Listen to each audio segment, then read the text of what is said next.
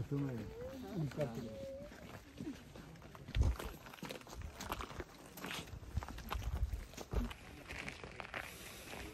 morning!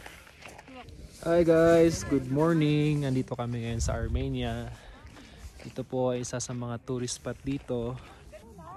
Tingin!